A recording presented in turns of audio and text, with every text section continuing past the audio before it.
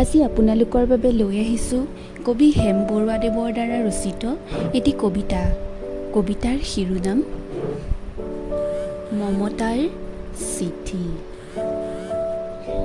If you are coming down through the narrow of the river Kyang, please let me know beforehand, and I will come but to meet you as far as Sofusa Isra Pound. মৰমৰ এয়া মম এডাল জ্বলাই লৈছোঁ আজি বহু দিনৰ মূৰত তোমালৈ চিঠি লিখোঁ বুলি। বাহিৰৰ উৰুঙা বতাহজাক আহি মমডাল কোবাইছে, চাওঁ খিৰিকীখন চপাই দিওঁ। 7 বছৰৰ আগৰ কথাবোৰ তোমাৰ মনত আছেনে? আমি যে নতুন জীৱনটোৰ পাতনি মেলিছিলোঁ। মোৰ গাত সেই অচিনাকি নিচা বাৰুকৈ লাগিছিল। সিদিনা আছিল কাতিৰ কুঁৱলীসনা কোমল পুৱা। পদূলিত তলসৰা শেৱালিবোৰ উপচি আছিল, আৰু সন্ধিয়া মই তোমালোকৰ ঘৰলৈ নকৈ আহিবৰ দিনা আকাশৰ মেঘৰ মোহনাত হালধীয়া জন্তু নাওখন লৈ আমাক যে ৰিঙিয়াই মাতিছিল তৰাৰ দিশলৈ।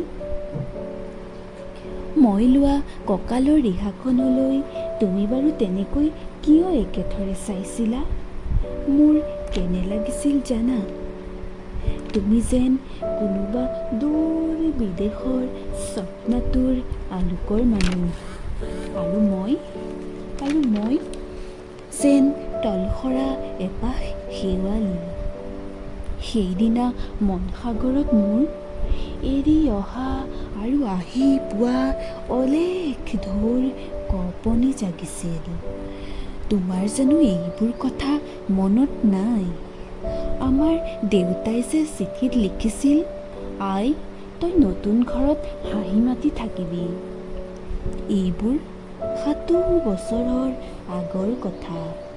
মোৰ যে সকলোবোৰ পুৰাণৰ সাধু যেন লাগে। জেঠমহীয়া দেউতাৰ বছেৰেকীয়া হৈ গ'ল।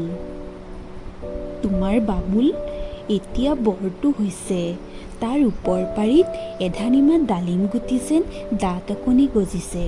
সি মোক একেবাৰে এৰিকেই নিদিয়ে। কেতিয়াবা মোৰ ইমান খং উঠে, তুমি নাই নহয় সেইকাৰণেই। সি বাৰু মোৰ বগা সাজযোৰলৈ এনেদৰে তধা লাগি চাই থাকে কিয়? তাৰ উপজাৰে পৰা এইযোৰ কাপোৰ চিনাকি, সেইকাৰণেই নহয়।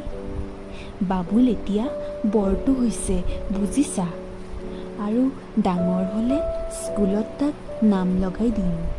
সি আঁতৰি থকা সময়খিনি মোৰ যে বুকুখন তেলি উদং হৈ থাকিব ভাই। আৰু কি লিখিম, বিশেষ একো নাই।